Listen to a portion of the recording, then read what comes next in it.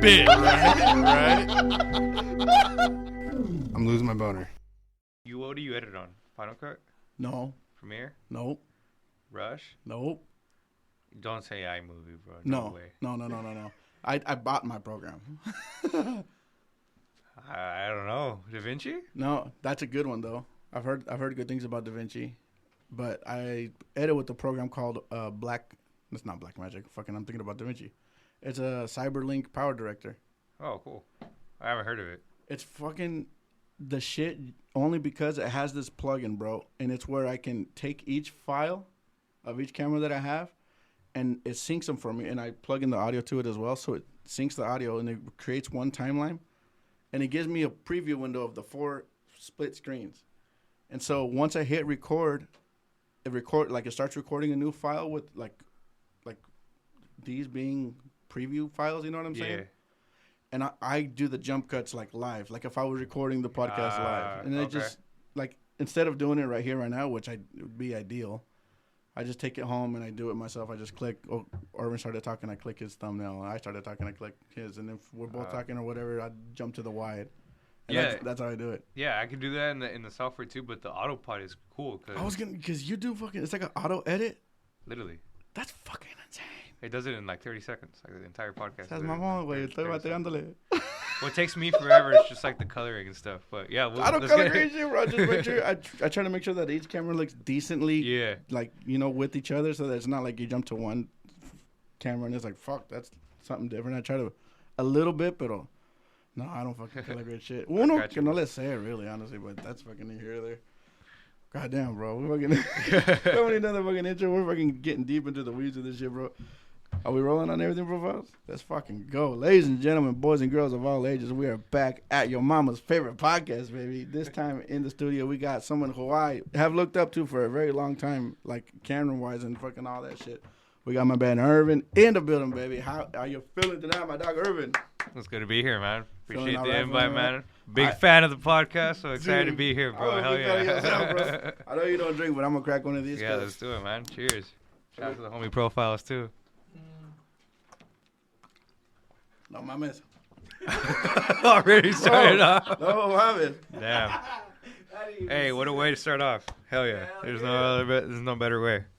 Stone Cold Steve Austin. Let's go. Hell yeah. That's another one. I'm asking you your favorite wrestler. I'm going to write that one down. Oh, yeah, I got you, man. Did you ever get into wrestling like that? Oh, hell yeah, bro. Yeah. When I was growing up, my entire, block, we used to pretend that we were certain wrestlers and stuff. Bro. So, yeah, we would hold championships. Fuck it, let's fucking do it right now. Who's your favorite wrestler of all time? For sure, Jeff Hardy. Hardy? Yeah, it's not even close. Like, I always talk about, I hate ladders. I hate getting on a ladder. It's, one of my biggest fears in life. It's just literally stepping on a ladder. But whenever you are in a ladder, it's hard not to think about, how this fool just fucking fly out of him, bro. Fucking crazy, Jeff Hardy and his brother Matt Hardy, they were fucking badass. Just crazy, bro. Crazy. Jeff Hardy had hard music, bro. When he came in, yeah, it's like the rock star music. Bro, it gets you pumped, bro. And right now, there's a TikTok going around where people are on ladders, and it's that intrusive thought, and I'm like, dude, yeah, I felt like that my entire life. Bro, I seen the TikTok recently of this dude where he's when you go to the bathroom at some bar or something, and they don't have. So when you wash your hands, they don't have paper towels to dry your hands, and you just got to do the Jeff Hardy just fucking to dry your hands. And then the guy walks out of the bathroom, and fucking Jeff Hardy just looks at him like, "What the fuck you doing?" Like the real Jeff Hardy, bro. If I find it, I'll have to fucking send it to you, bro. Jeff Hardy, that's a fucking gangster. Hell yeah. He don't wrestle no more, huh? No. I don't think so. I don't think his body could hold up, dude. That guy was crazy. He had to have taken a fucking beating. How about yours, homie? My favorite wrestler of all time? Yeah. Eddie Guerrero. Oh, yeah. Hell yeah. That's a good option. Bro, after he died, I kind of just stopped wrestling. That was crazy. Stopped watching him. I remember, not that day, but I remember that, the week or whatever, just everybody was in, shock because he was on SmackDown, so it happened on a Friday, but that Monday, everybody was like... Damn, you remember... Damn. Bro, I was in middle school. I think I was in 6th or 7th grade, bro, but I remember I was, upset at school. My friend... Because they knew that was my fucking favorite wrestler. My homies would be like... Hey, you good, Mondo?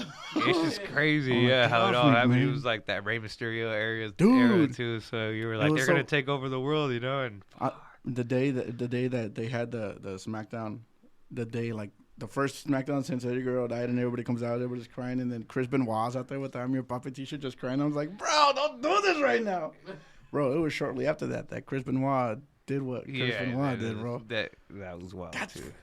That just happened in Vancouver like a couple of days ago. It was like a five person murder suicide.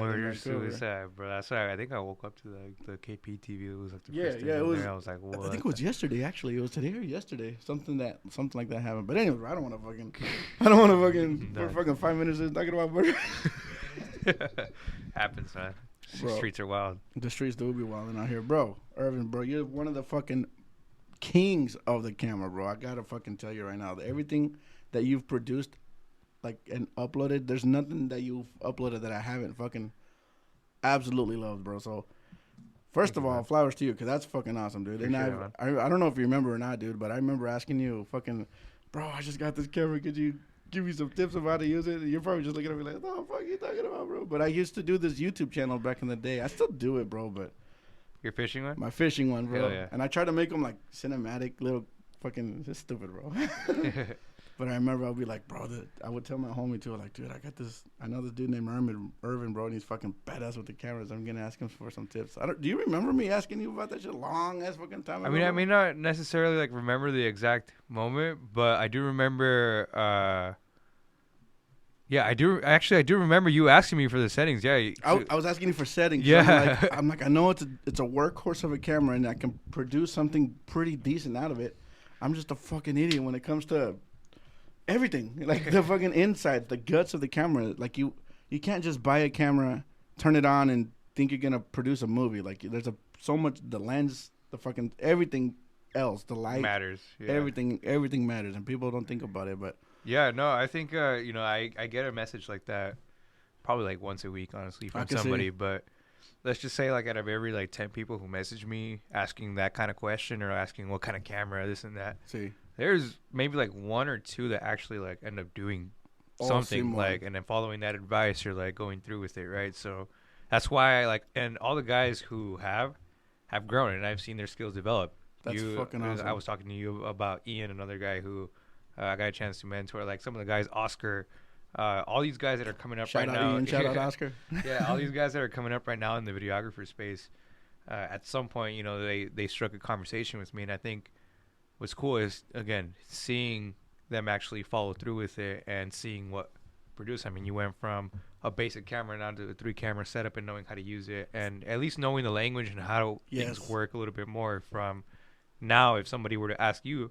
You're able to give the same advice that I gave you back in the day, right? That is true. Not that great, you know what I'm saying? Because I'm still very green in the field, bro. But I do know what you mean, and I also do appreciate your help from back in the day. No, yeah, absolutely. Because from that and watching 6 million YouTube videos and profiles behind the scenes, fucking doing the Lord's work. Yeah, but I think what a lot of people also don't do is like they don't.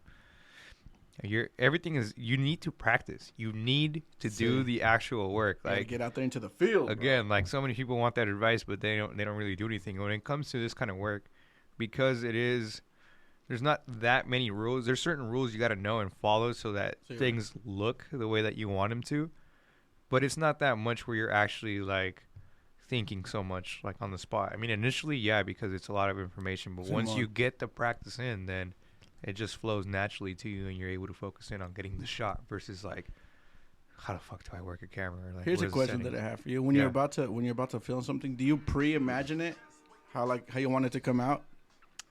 I guess for like 80% of the work that is like literally pre-planned out production wise, like you have to make sure that you have a shot list and everything that you're going to follow for both your own like sanity and on shoot day, and a lot of the times the company or the brand that you're working with will ask for like the idea, so they have an idea like a blueprint of what's going to go down, and potentially also that affects like if they needed to like shut down a certain area of the store or the restaurant or whatever it is that you're shooting that time. Like it's important. It's important for you to know that. So that's how green I am.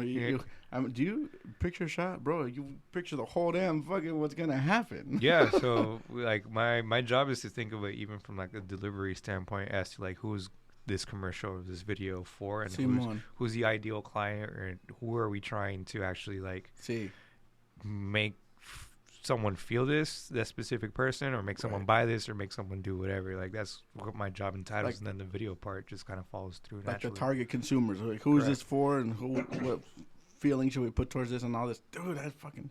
It's like duh. Once they say it out loud, it's like, of course, you know what I'm saying? But yeah, you can't worry about that part though if you don't get the basics down. Like, again, like being able to like focus in and get the shots that you want and all that stuff too. Like this has all come obviously throughout the years of practice and again having that information down and being able to ready to go. And then when it comes time, when you do get your shot, whether it's big or small, or as small or as big as it may be, you're ready for it. You know, you have the technical skills. Fucking awesome. Because right now I'm still on the stage where I'll grab a camera and I'll put it to the settings I think are cute, you know what I'm saying, for like the lighting or wherever that we're in. Right. And knowing that is a lot already. That's it does, and that's a lot. That is a lot of I guess you could say progress that I've made from when I first started out, because that is true. But I'm still at the stage where I don't know. I don't plan out a shoot yet. You know what I'm saying? I don't have like a script quote to go by. I just kind of start pointing at shit, and then I'm like, I bet you if I come back here and get it from this angle.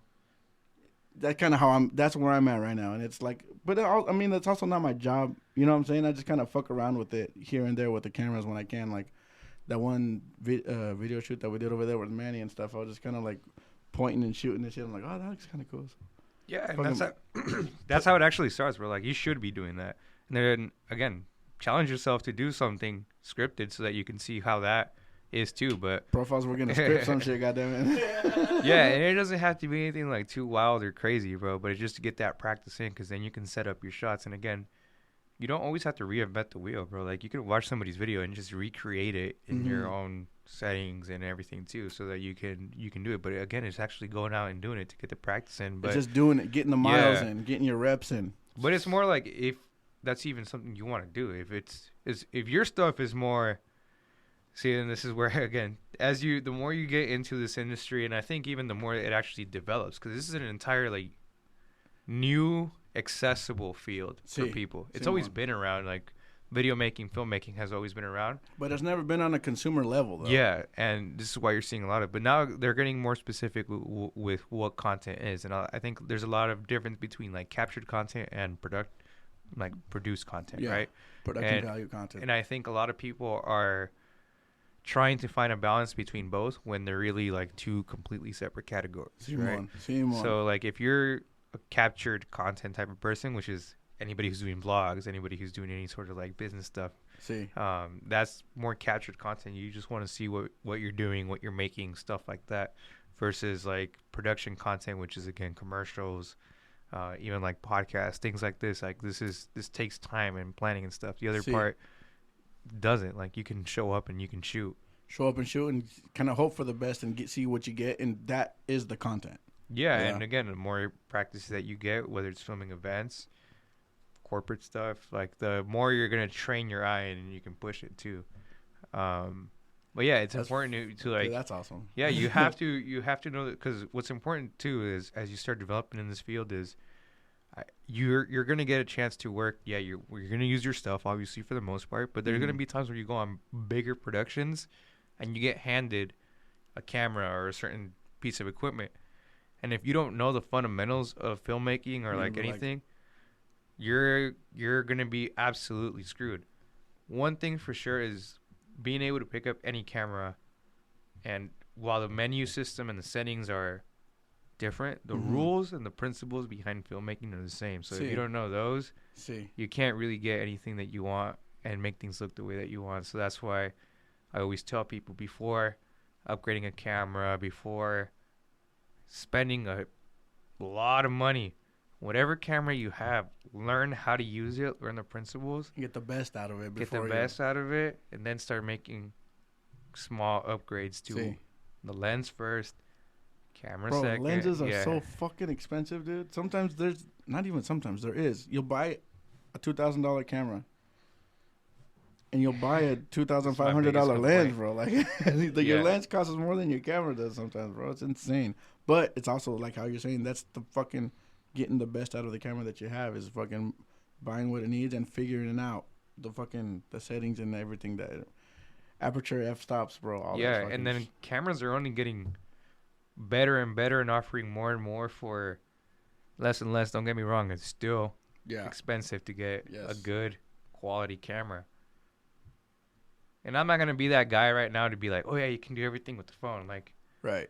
You can, but you can't. Yeah, obviously. you can, but it's limited to certain the things. Sensor and everything, as much as great as it gets, it's not a camera sensor, you know. So, and again, the phone does a lot of the work for you in a sense, because if you just hit RAW on the phone and boom, and you hit record, you're not practicing the shutter speed. You're not unless you have an app specific for that, and even then, like, how many people are actually doing that, right? So I do have a buddy who he does camera stuff. Shout out my boy Troy. He does YouTube videos and stuff too. And I remember when the 13 came out, he had the app for it as well, so you could control your fucking shutter speed and the fucking on the iPhone. I was like, he was telling me about it. I'm like, dude, get this app. He told me it cost like $15 or something. He told me what it was called. Like Filmic Pro.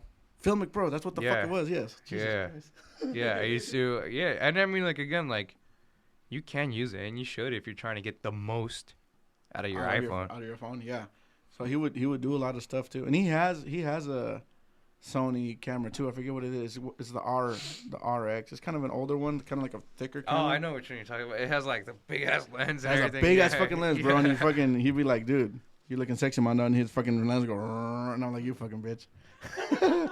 But dude, that guy, he got the best out of his camera. Studied it hardcore day and night, and watched all the videos and learned all the fucking settings. Dude, he does like not commercials, but he does product like little like commercials and advertisements for fishing bait companies and stuff like that. So he does that shit now, dude. It's crazy how much niches there are, and that's why there's a lot of space.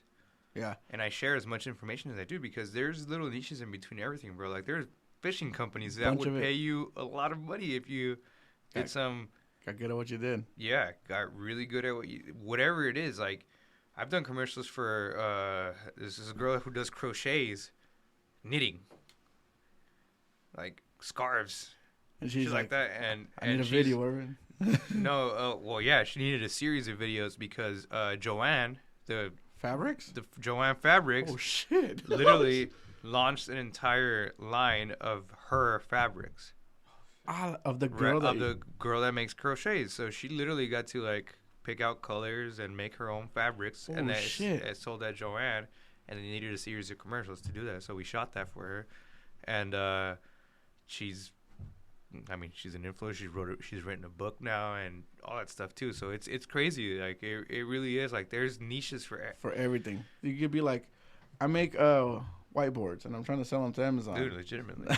He's like, bro, we can make a fucking little commercial. As long as you're like, yeah, again, and as long as you're the guy, companies will be willing to pay the guy, because it feels so large. But I think if there's one thing that I've learned in my career and in my entire like life experience, is just everything that you want is way more obtainable than you actually think, if you just put in the work and time and everything too.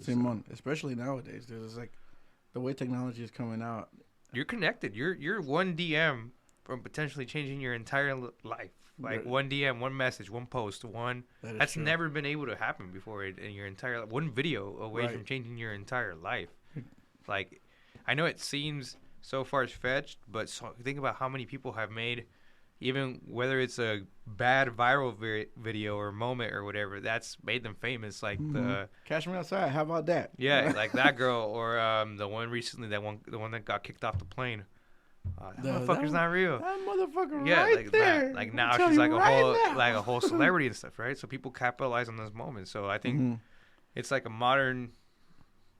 It's like a modern day lottery almost. Legitimately, if you really think about it. But you have way more control over it. You can put in the action behind it too. So put in the action, try to do what you can with the algorithms and all that shit. It's an entire thing that you got to figure out. So yeah, I mean, like within the video space, that's one thing. But then what I didn't know when I got into this is that the distribution matters a lot. And obviously, like, just think about movies, you know, like how many movies have you seen that have flopped, or how many movies recently have you seen that, what the fuck, this movie's out in theaters because they did no marketing, no promotion or anything. It's the same thing with like your own content. Like if you put it out and you do no promotion or anything, no matter how great your video is, if you don't get it in front of the right eyeballs or as many eyeballs as possible to narrow down to the right eyeballs, like it's not going to be successful, and then you're going to be questioning everything about. And that's one thing that's hard for me to do too. I'm over here just hashtag the Go Deeper podcast, and I hope it blows up. Like, I mean, you're talking to somebody who's done work See, like all type of work, and I haven't posted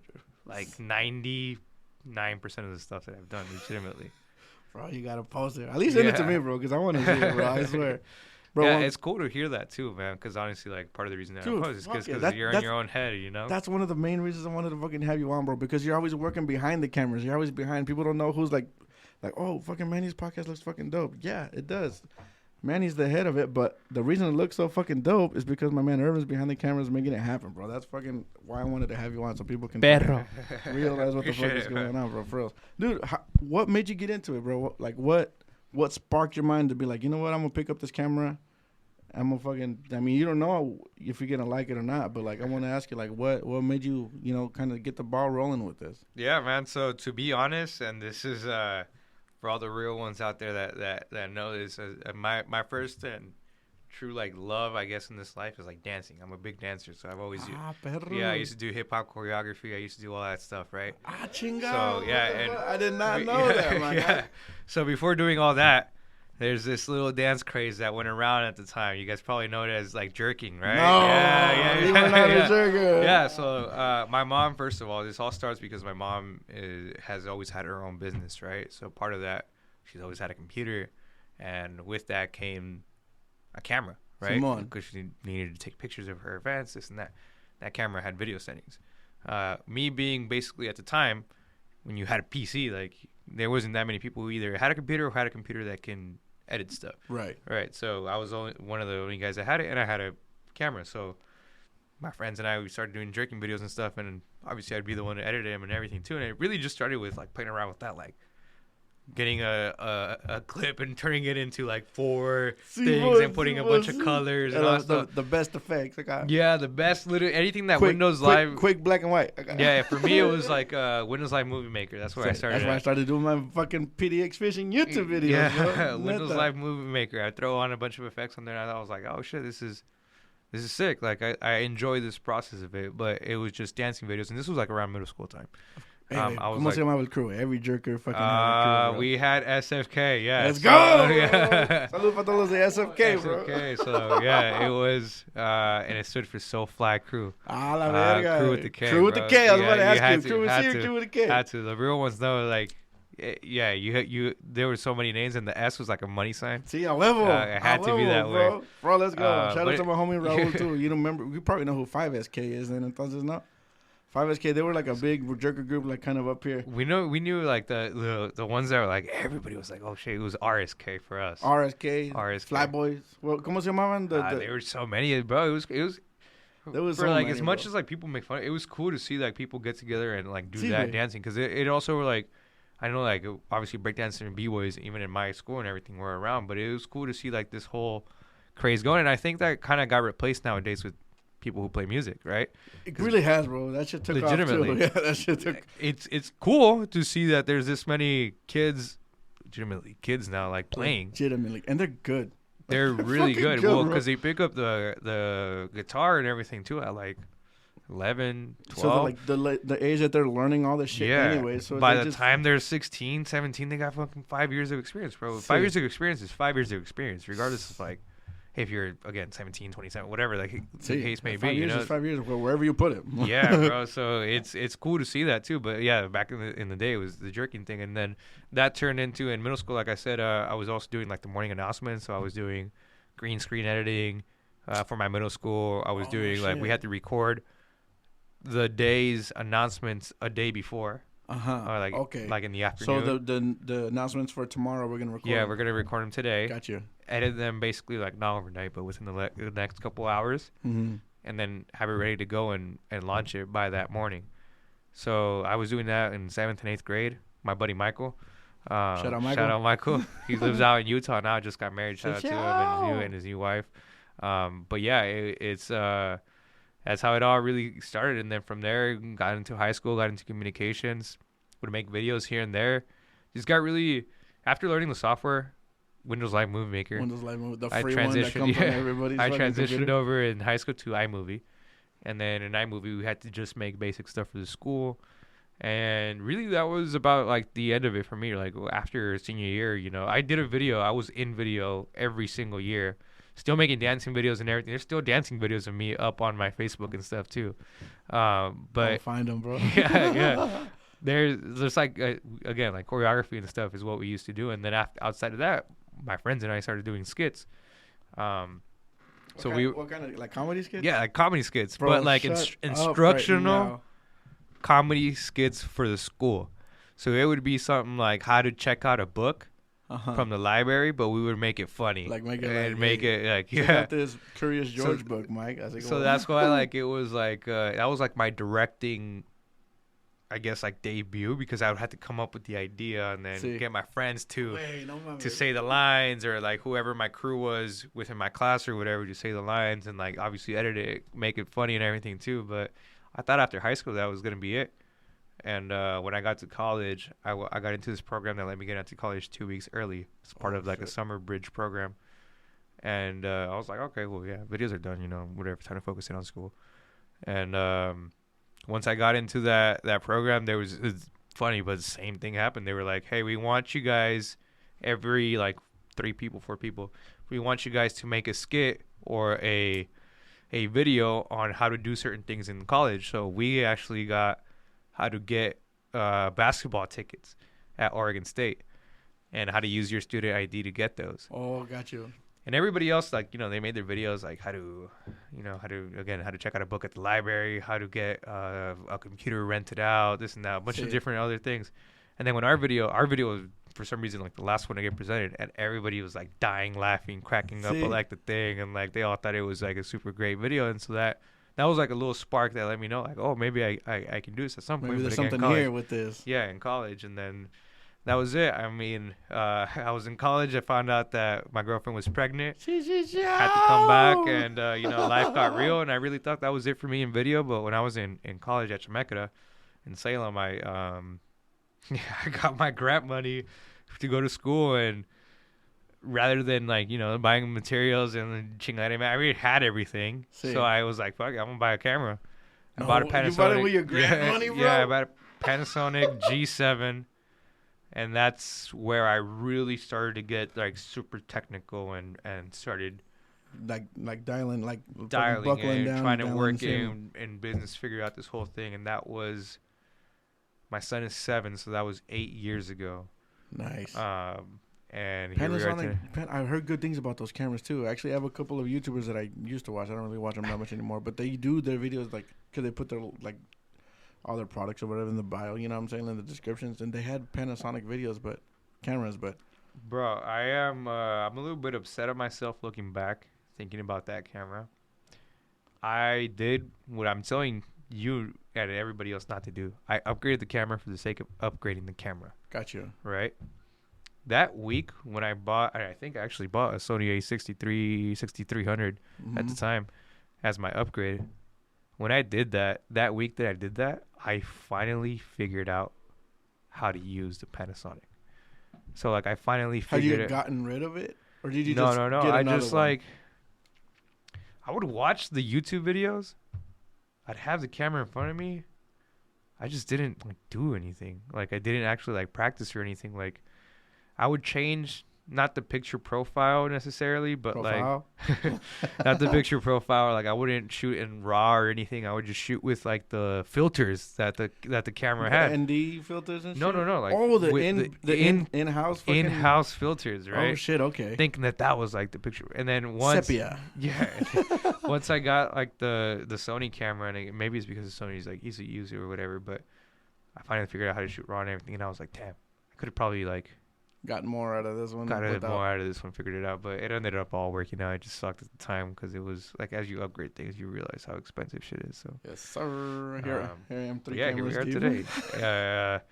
And so when people ask me like how long I've been making videos for, I've been making videos now for literally more than half my life. I'm 27 now. Started making videos when I was 12.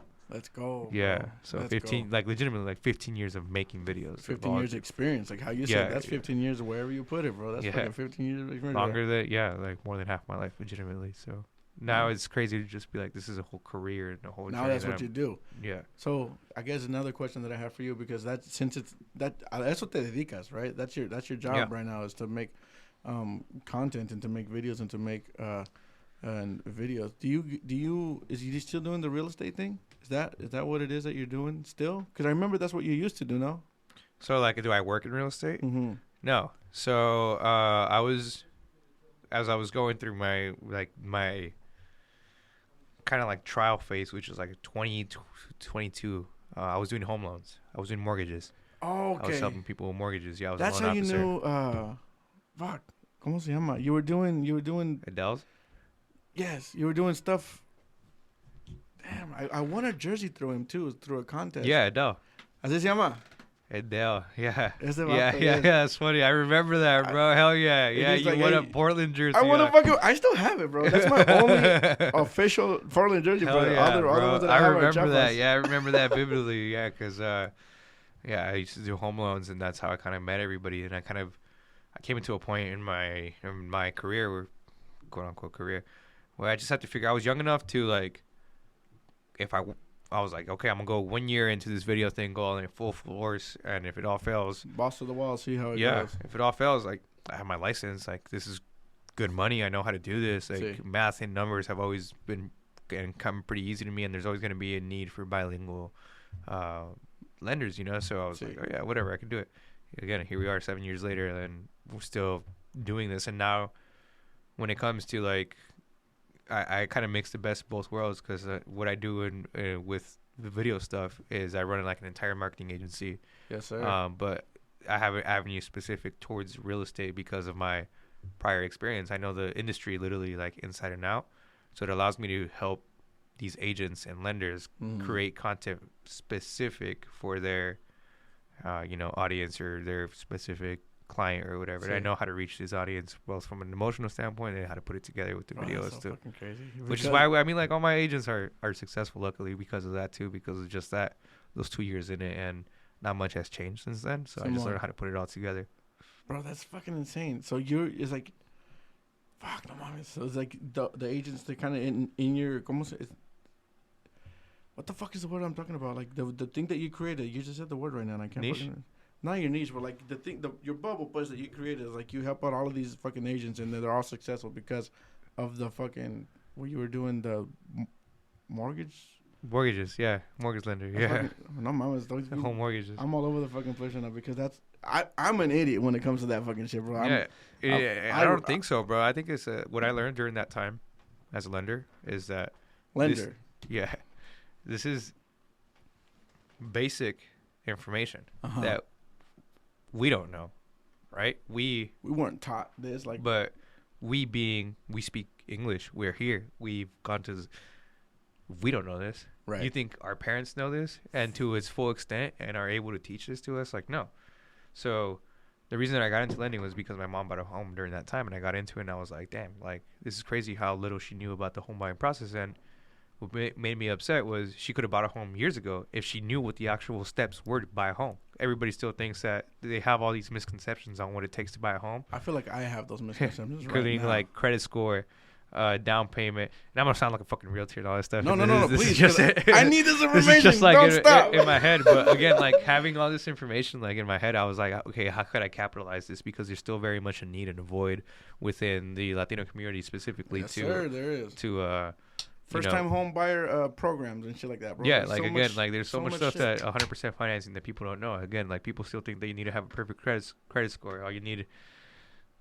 Fuck, man, I do this for a living, so it's like all this stuff like is in my head. Please don't stop. Like, yeah, like credit score, like you all you need is a 580 credit score, which again, like for most people, I'm to each their own on how they handle their finances, but a 580 credit score for most people is pretty attainable, you know, and people don't realize that that's all you need to get the process started. It may not be the best interest rate and all that stuff too, but if you wanted to buy a home and you just needed the bare bones minimum requirements, as long as you have a 580, you got a shot. You could make it happen potentially. Yeah. And then same thing with the down payment. Like if I asked you right now, how much down payment do you need to buy a home? How much would you think? 20%. Yeah, that's a common misconception with everybody. What if I told you that you literally, like, if you qualified for the best type of loan, you'd probably need like a 3%, 3.5% of the purchase price of the home. So if a home, let's just say that a home is worth $300,000, like 3% of that, 3% of $100,000, $3,000, $6,000, $9,000 to buy a $300,000 home. And again, because it's planned out for 30 years, which again, $9,000 is still $9,000. It's a lot of money, but when you compare 9,000 to 20%, yes, 20,000 for each 100K, so 20% over 20, 40, 60, 60K compared to 9K. That's yeah, and again, more like. So people realistic. are also, God damn, bro, I am fucking struggling over here to think of words that I'm trying to fucking say. Yeah, so people also like where am I gonna get that money? Well, fuck, if you've been working, we're 27, right? Well, I'm 27 right now, and so that means that I would have been quote unquote if I had a job when I was 18, 19, 20, I would have had at least 6 or 7 years of 401k. You can pull from your 401k to purchase a home. See? A lot of people think that money's for retirement. No, you can use it as an exemption to buy a home for that. Another part too, as long as you have like a 620 credit score and above, you have a chance to qualify for 100% financing. And there's so many programs right now that have 100% financing, but people don't know about this, especially not within our community because it's not something that it's talked about, right? So within that creates obviously opportunity for me and for our agents to be able to, or for my agents to be able to use that to our advantage and know how to, market to those specific people because everybody wants to buy a home. Right. A lot of people think that they can't buy a home, and then when you make it when you break it down for them, everybody's like, wait a minute, that's it? Wait, for real? Like, no, there's got to be something else. That's like how the fuck I am right now. Yeah. I'm just like, mind blown, right? What the fuck are you talking about me right now? And I'm going to buy a house for Christmas, motherfucker. Bro, and then, yeah, I mean, I think that a lot of people think 20% too because obviously, like, past notions and at one point, I'm sure that was the case, but that's not the case anymore. Why does everybody think 20? Because I'm sure I'm not the only one who said 20. That's like I think it's because when our parents, if you're looking to have parents that bought 15, 20 years ago and they're still living in that house, which that's pretty good chance that those are high. And these are all statistics and numbers that once you're in the industry, you're like, oh fuck, like you really see this, and that's part of the reason too why things don't happen. Because, dude, if you have a house for 20 years, you should have 3 houses because you have equity available to you to use to buy another home, rent it out, right? Now you have 2 homes that are both still gaining equity. Pull from there, buy another one, and you just repeat. So like I always tell people, like this is Monopoly in real life, right? Mm-hmm. The game's there, the rules are there. It's just do you know how to play the game, or do you not know how to play the game, bro? And because we know the industry from both sides of it, like I know from internally, like the questions that people have on the lending side. I'm able to help the realtors come up with the answers to the questions that people already have, which is why they're able to have the success. Which is why your fucking agency and all your agents are so successful as the way they are, because you're looking at it from both the question asker and the question answerer. Yeah, I'm the consumer and also the product vendor. Yeah. Dude, that's fucking insane. So here's a question that I have for you too. We fucking went deep into this fucking real estate thing, bro. But I do this all the time. Bro. No, I have a question for you. Okay, I'm paying 2 vehicles right now. That also, if I'm trying to apply for a mortgage, they look at that, obviously. Yeah. Right? So we're more than halfway done with both of our cars. Okay. But we still owe, it's less than $20K on each car, but okay. Should I wait until after we pay the cars to apply for a mortgage? That's a good question. So a lot of people, I always say, like, meet with the lender first, because a lot of people don't know is most banks and lending corporations look at your minimum payment requirements for everything. Obviously, for a car, your payment is your payment. Mm-hmm. If you have a $400 payment, they're going to take into account a $400 payment. That's actually roughly what it is for each car, by the way. So with that in mind, like the way that it works in the mortgage industry is you have to obviously make more money than what you spend. Right. And that is known as debt to income ratio. Debt to income ratio. I know that word. That part, like that's how they screw everybody over in a lot of sense. That's where my fucking brakes kind of hit when we talk about this. Yeah, there's rules around it though. Like for example, I don't know, is it you and your lady on the car? It's me. She's a co-signer on her car, but they're both in my name. Okay, so either way, like for example, let's just say that you and your dad had a car, mm-hmm. right? But your dad's making the payments, right? As long as he's been making the payments for 2 years, and we've been over 2 years, both cars. But the thing is that it's you and your wife, so there's like basically like no way around that one. Uh-huh. But if it was you and a family member or a friend or whoever, as long as you can prove that the other person has been making the payments for 24 months, you can get that payment excluded completely off of your credit application. Really? Yeah, but that's not the case in my case. That's not like if you're married. Yeah. Her debts are your debts. Your debts. What are if I her divorce her? What are my options now? debts. So. I'm playing. Not to get too technical on that, but divorce really like complicates things when it comes to the mortgage part because it's like, yeah, whose debt is this? And you guys got to figure all that out in writing and stuff. But I'll drown with it. But then the house is no, mine, but baby. for a lot of people too, like say you owe $5,000 on a credit card. If your payment is $50, that's all they care about. Really? That's all they look at. Really? Because I get that because that's the bank's point of view, right? Right. If I owe $5,000 in the bank and my minimum payment is $50, I'm gonna pay more than $50 because I want to chip at that. Yeah, I want but to get it down. On record, all you got to make They a just see payment the for 50. Yeah. Okay. For lenders and stuff. So that's important for people to know too because, yeah, like I said, like some people, if they do have a high credit card payment or whatever, like Simon.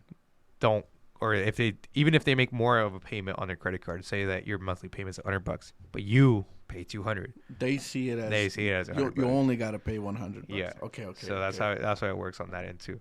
But yeah, 3%, 0%. I've seen people buy literally with no money whatsoever because then they'll. Oh, and another thing that people need to know is you have your down payment that you have to take care of, and then there's also another thing called closing costs. Closing costs and fucking inspector fees, bro. There's all this stuff there that is associated with buying a home, but it's still not 20%, and it's still very doable. And if you have a good agent who can negotiate on your behalf, then you can literally potentially come to the signing table and not have sent a single dollar other than your earnest money to. What's that? Earnest money is like if you're selling a home and I'm buying it, once we sign the contract, there has to be like a deposit basically. Something. Like a good faith. Yeah, like a good faith. And that money actually doesn't go towards you directly. You put it in a title company. A title company is like a third. That's where I get so lost in the weeds. It's like a title company is like an independent. They don't work for the realtor. They don't work for the lender. They don't work for the seller. They're just a company that makes the transaction happen. Okay. So they take your money, they'll take this money, and they're the ones that ensure that everything gets happened. It's like the pot was like. Yeah. Put your money right yeah, and then so you'll go leave your earnest money with the title company. So let's just say the earnest money is $1,000. Mm-hmm. Well, you have the earnest money, and then if you had to come up with $10,000 for your down payment, you only have to come up with $9,000 because you've already give $1,000 towards the earnest money. Okay. That gets applied towards the end. But yeah, you can. I mean, a lot of people too, like they don't realize how fast things can move. You could be in a new home. You could be in a home in 30 days, if not less. Don't do that to me, Irvin. I got you. After the podcast, yeah, we'll talk. You should talk to Adele too. Adele, if you're watching, Here's a question: can people apply for a mortgage and get denied, and then reapply again down the road, and like hope for the best next time? You should. You shouldn't be hoping for the best. If you have a good lender, you should have an action plan on what to do to actually get you to qualify too. So say you apply and it doesn't go through, they come up with a plan. Look, this is what you need. Yeah, literally, like they should. A good lender will do that for you, and then they can get even to the point like, say that you need a 620 credit score or whatever, and you have a 600. Mm-hmm. They have a system. Well, at least I had a system where I could see if you pay off this amount of debt on this credit card or move money around this way for your debt specifically, then I can help you raise those points instantly from 6 to like 640, 660. Yeah, like that's an action plan. As it gives people like, okay, now I know rather than paying off $1,000 worth of credit card, I only need to pay off $300 right to up my credit score and then qualify for the next step. Dude, that is fucking insane. And yeah. we've never. I'm gonna be honest. You don't get taught that. Because who's gonna tell me this? You know what I'm saying? Who's gonna in school? They're like, no, man. E equals MC squared. That's all I need to know. Like, no, I need to know how to buy a house. I need to know about taxes. I need to know about how to fucking become a successful American. But no, E equals MC squared, bitch. Yeah, and not only. I mean, again, like it sucks because even if you're trying to learn it at home, again, like it's hard, and it's hard too because reading it, like you're just like. I didn't understand it until I went through it, you know, like until like my parents had to go through it, and then obviously like me being in the industry and everything too, like it helped me understand it from a holistic standpoint. But it still blows my mind how I want to apply just for the fuck of it right now, like, just to see where we stand. I honestly don't. Then again, that's what you're talking about. This is the doubt, right? The doubt. Like a lot of people. I literally like today. I can show you the topics that I shot with the real estate agent. Like today, I literally be like, "Don't do this." What? Don't eliminate yourself. Don't disqualify yourself. without actually going through the process, because Right. you'd be surprised. Again, you think you're 10 steps away when you in reality you may be like, oh, I just got to pay off this. Right. You don't know. I mean, there's other requirements and stuff that go into it, but Bottom line is you don't know until you know, right? So yeah, you won't should know go until through you it. go And, see. and your situation and mine are not the same. Like, even if you and me work together, we had the same job, we had the same title and everything. Like, Right. Everybody's different. everybody is literally different. Right. So I always tell people, like, find yourself a great realtor or a great lender, preferably a realtor that has great connections and can help you out. One more thing that I will tell absolutely everybody. This is super important for you to know, and don't let any lender or realtor bullshit you. Mm-hmm. On the lending side, when you apply for a home loan, you have 30 days of grace period to run that credit as many fucking times as you want, and it only counts as one credit That's hit. one run. You should do that only because you should compare rates, loan programs, and your options when it comes to signing a 30-year, Fucking 6-figure plus right. contract. Make sure you give yourself options. The best. The Shop best- for the best. Shop for the best rate. See, I didn't fucking know that shit either. A lot of people don't. And as a lender who was in the industry, I'm not going to tell you that, because why would I want you to Right.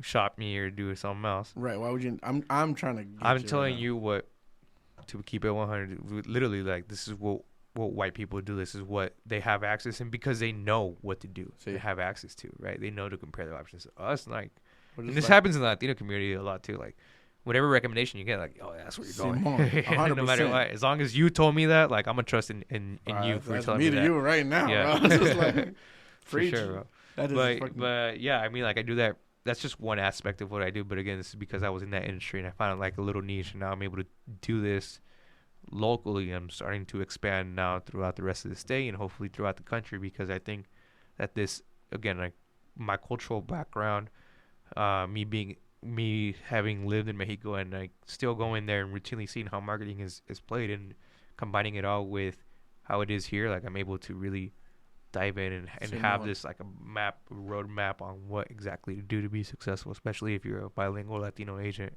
in the area. dude. It's like an untapped market, pues. Like that you're trying to fucking get into. Not untapped, but Latinos and Mexicans are the largest population in the U.S. buying homes right now. See? So it's only going to continue to grow. Fuck yeah. Hopefully. You know what I'm saying? Oh, yeah. I'm trying to make that shit grow. Yeah, I mean, part of me still wishes that I was in the lending side and still did a couple of things, because I could definitely help a lot of the community out. But it's a lot of stress, man. There's a lot of stuff that you got to navigate. Yeah. I can only imagine, honestly. Dude, I have a buddy who he lives in Eugene, but he works in Roseburg as a kind of like what you, but on the video aspect stuff. He has, his client is a realtor, and he pretty much showcases his homes through videos. And my buddy's the one that films it for him. So I have a buddy who does that in Eugene, and literally he knows his way around a camera as well. He's actually I met him through YouTube as well. He has a YouTube channel. Shout out my boy Alec. And that's what I so se vive también, that he lives from, so he's pretty much at his client's mercy, pretty much. Pero le va también that his client / the realtor is willing to pay what it is, because he knows how much the value of the house, that if it were to get sold, cuánto vale. So from there he cuts off the cameraman, or I don't know because that's why I was confused, because I thought that's what you did too, but you're actually in the world of it as well. You're not just holding the camera like, Simon, this is what it is. Like, no, you're in the fucking world. You know what it is, like the ins and outs of it, actually. Yeah, this is how I'm able to come up with the actual topics that are making these real estate agents like get the messages that they need to convert then to leads, and leads to clients, clients to closings. That's fucking dope shit. I didn't, and honestly, I didn't know that a lot. And just from 20 minutes ago to right now, you fucking blew my mind, though. I'm gonna have to have a serious conversation with my lady. Yeah, man. And then any point that I can help out, just let me know. But so Modern Arts Real Estate is like its own thing. And Modern Arts Real Estate, that's your thing. Yeah, I had to kind of niche it out, because again, I've been in this industry now for 6 years, specifically in the real estate part of it.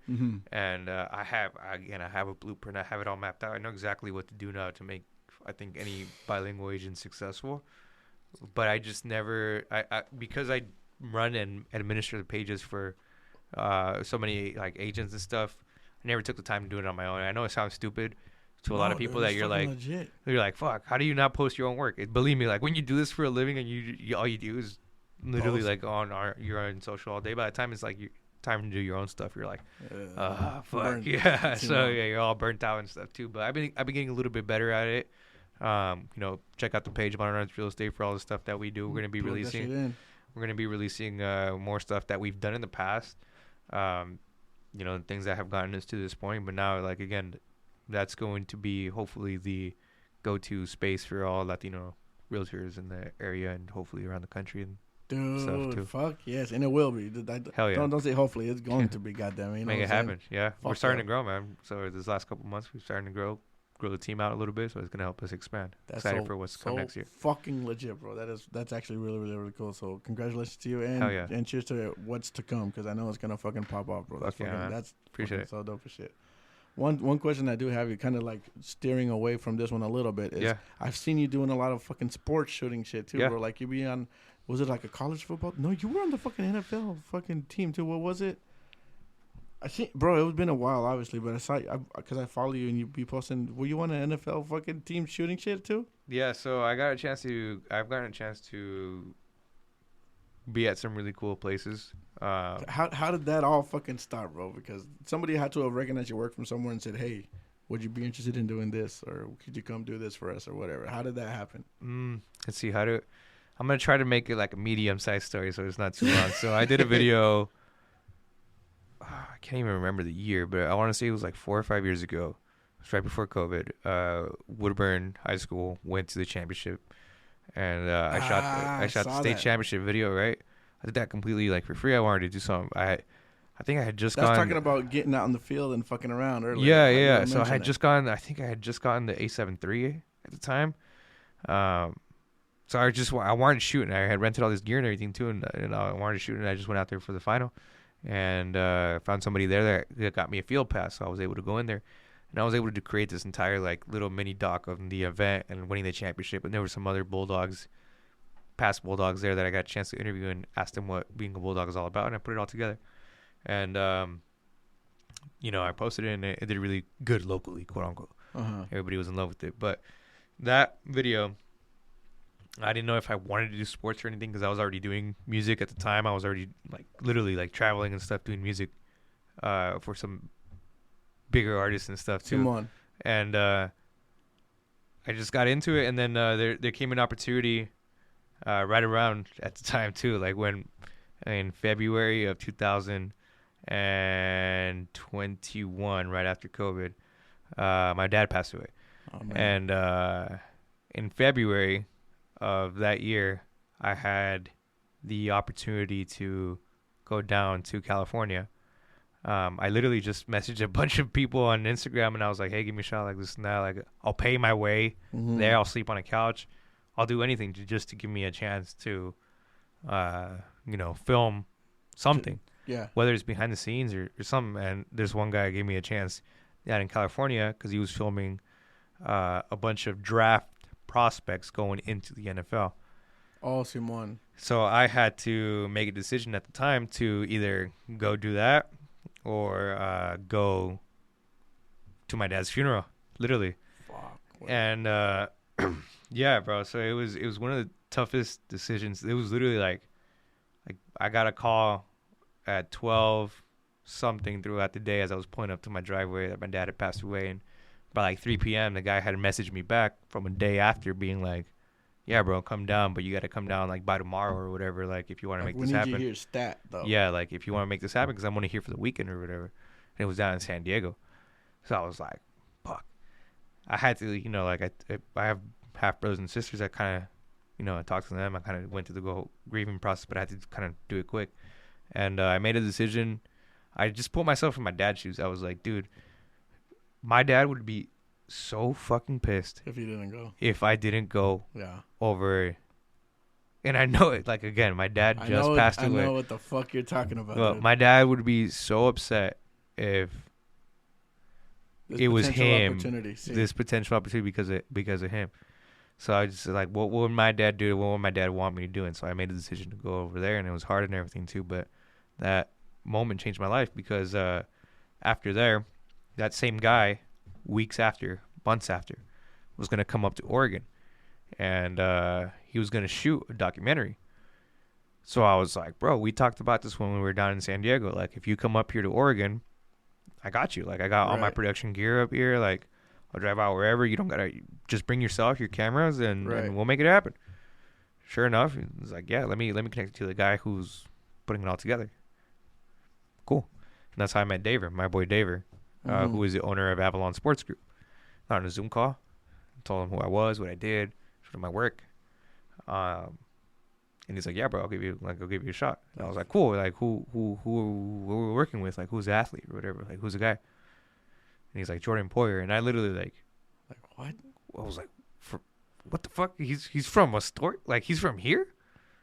Because I knew my first ever football game, like live, not high school, was going to see Oregon State versus Nickel State. What the fuck is a Nickel State? It's like a school down in Louisiana. And I remember because Jordan was number 14. Marcus Sweet, and there was like a bunch of guys that I remember from that area. It was my first football game, and he had a pick on that game. Like, I remember like everything like so vividly. He went to Oregon State and everything too. Fought his career in the Eagles and the Browns because there's not that many Beavers or whatever like in there. Right. So I was like, man, this is crazy. So we ended up going out there, shot an entire documentary. Put it together. The guy who invited me, the film director, ended up getting hurt. He was playing, I think he was playing horse with Jordan. Jesus. And it was horse, pig, something like that. Or even bump. Bump is a little bit more. I don't know what the fuck happened. Bump is more, you got to start running. The point horse, is, you can take your shot. Like, I don't understand what happened, but I wasn't there for it because I was setting up. He twisted his ankle, like almost like broke it, but like really twisted, so he couldn't move afterwards. So I had to basically shoot and direct and do everything, the entire documentary. And after that situation happened, fortunately, like, things didn't end too well with me and the guy, so I had to end up. He was supposed to edit the entire thing and everything too, and so I ended up having to literally like do everything: shoot, direct, edit, produce, release, and everything too. Like, I ended up having to go to Buffalo and release it in front of all the Bills and everything. Buffalo, too. New York, or Buffalo Wild Wings? Buffalo, New York. Jesus Christ. Yeah. I'm trying to go to Buffalo tonight, but Buffalo, New York, bro, goddamn. No, yeah, I've been, and that moment right there is really what started everything, though. Like, it sucked at the time because of how everything went down and everything that was happening, but it was the best thing that ever happened to me to this point in my career because at the now same I'm time, living, right? Like, as it happened, like, fuck, this fucking sucks. But at the same time, looking about it, I was like, that could have been the best. And like happened. Now, like, again, we're here. It's crazy to think about, but that was like 3 years ago now already. So this was my third year doing the Jordan Poyer camp, and like now I've gotten a chance to travel around the country, like living like my entire dream. I'm a big NFL guy. I always say this, fuck the Raiders, for those of you guys don't know. I'm a big NFL guy, so like literally like not now being in the industry and like working with some of the athletes. I and like following you on Twitter, you just be like, fuck the Raiders. Yeah, so it's surreal, bro. Like it's surreal. Like and now it's not even just like the football players, but the people that you meet through the football players, like their friends or their family, and the relationships that you develop with them, and seeing like it's been awesome, bro. And like the relationship I have now with my boy Daver, like when at the time I didn't know, but it was like Avalon was just getting started, and to see where we're at now, working with some of the top athletes, not just in the country but in the world. We are working with like World Cup winners, people who have won the Premier League. I'm meeting them. I get a chance to like play around with them, take shots with them, stuff like that. Like it is crazy to think that it all started and came from that moment. That decision. What I thought was and it was at the time. It was one of the hardest decisions I've ever made in my life. Not even at the time, still, bro. Like that's yeah. I'm gonna be honest. I don't know if I'd be able to do it just because that's a tough decision. It was super rough, bro, and I missed out. Unfortunately, like I missed out. Obviously, I missed out on a lot because there was like tributes and stuff that they were doing for my dad. My dad was like a pretty big guy in like the railroad industry down in. Shout out to all the ferrocarrileros down there, but the railroad industry down there. So they did like a whole tribute with trains and stuff too. And like I told you before we started the podcast, like my mom's super Catholic and stuff. So I'm the guy that goes to do all the church stuff. I know all the stuff in Spanish and everything too by memory, by heart. So like me not being there for my own dad, it was tough. But I'd like to think that through that all, he's smiling. Especially like, bro, when I debuted that documentary that I'm talking about, when I debuted that, we flew out to Buffalo.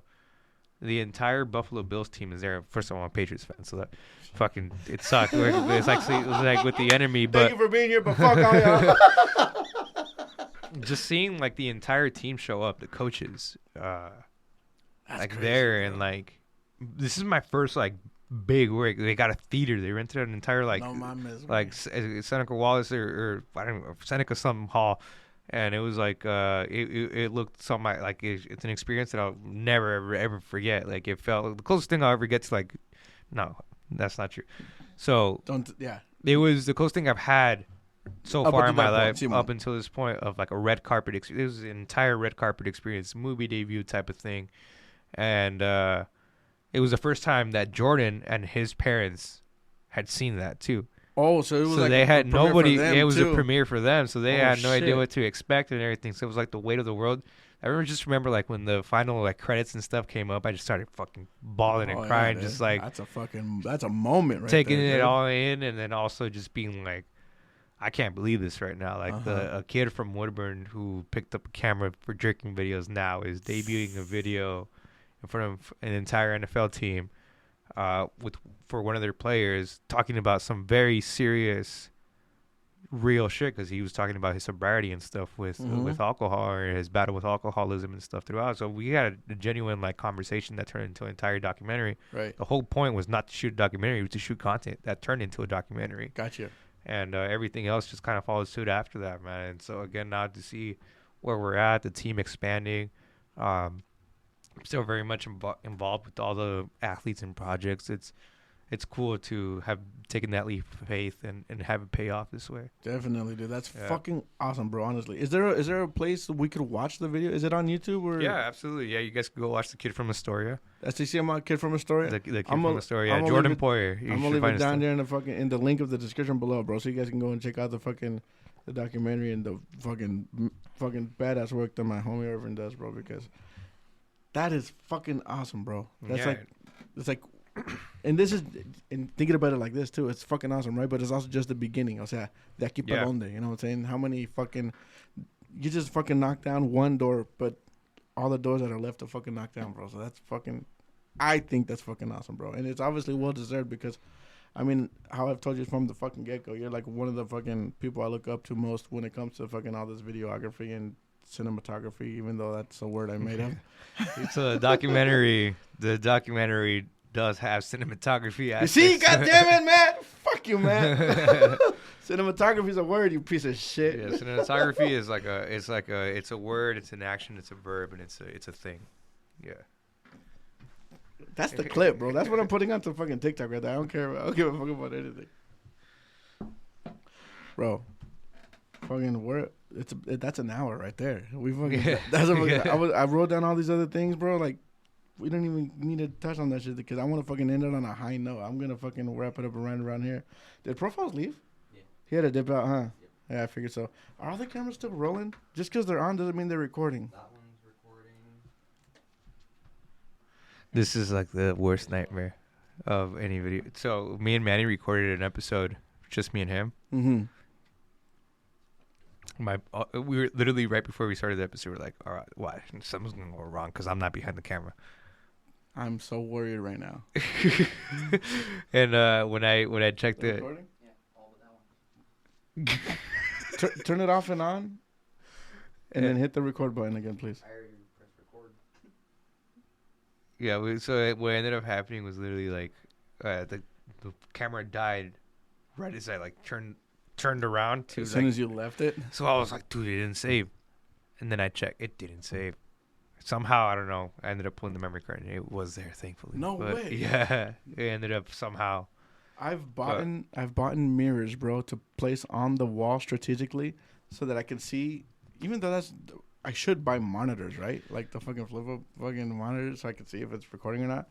But I'm fucking broke as fuck, bro. I brought fucking mirrors, and I'm gonna fucking. This is a whole setup, bro. People don't realize like this is broke as fuck, bro. You've invested into this podcast. It's an investment, and like little by little, I'm gonna start doing more shit. It's expensive, bro. I'm gonna get rid of the tripods too. I was telling Garrett just now that I'm gonna have these wall mounted boom arms, so I can put the cameras on them and then bring them out. It's gonna clear the whole space. Anyways, bro, that's another. I get you, bro. Believe there's you not know, many two it's people. so funny, bro. I'm like, I don't want to bore you with that shit, but there's like the one person I could talk to about this. Yeah, shit. literally. There's not too many of us, bro. Like again, like that's why I share as much information, or like anybody who ever wants to learn about cameras and stuff, they can message me, please. I'm there to help and everything too. And again, not to be a dick or anything. Chances are, again, 1 out of every 10 do something with it. So 1 out of every 10, yeah. So it's up to you, goddamn. yeah, it really is. Hablando de eso, if the people do want to follow you and hit you up into this camera, where can they follow you? You guys can find me on Instagram, modernirvin. If you guys want to follow any other production companies, usually under Modern Arts Production, Modern Arts Real Estate. Each kind of has its own thing, but yeah, we try to post on those. And then YouTube, Irvin Sanchez Cruz. I have stuff from years ago when I did my podcast. We got jerking videos. We can check out the crew right. You might be able to find those. I'm sure you probably can. I'm gonna do some digging, bro. Yeah, all I'm saying. You can definitely find my dancing video on Facebook. But yeah, outside of that, I mean, just Instagram is probably the best place to find my work. Mm-hmm. If I end up posting, I'm gonna do my best to post more on there. Send it to me at least, bro. Please. I gotta see that shit. Yeah, I guess like for me again, I'm gonna do my best because a lot of the times you're just scared or like any artist, musician, anybody who goes through any sort of creative process, you're scared to put your own work out there, because of fear of whatever, you know. Yes. So for me, it's just getting over that because, I mean, it's great to hear that other people are out there that enjoy the content too. Dude, so presente. You know what I'm saying? Appreciate it, man. For sure. Thank you. Bro, this has been the Go Deeper podcast. You guys can follow us on all podcast streaming platforms. You can, if you want to see our ugly faces, you can watch it on YouTube as well. Shout out to Garrett for stepping in. I do appreciate you very much, my man. That's my cousin Garrett. And profiles, te la rifas también, brother. Hasta la próxima. Thank you guys so much for tuning in. And se lavan el culo, por favor. Thank you, man. That shit was dope. It was fucking awesome. Hey, no mames, bro.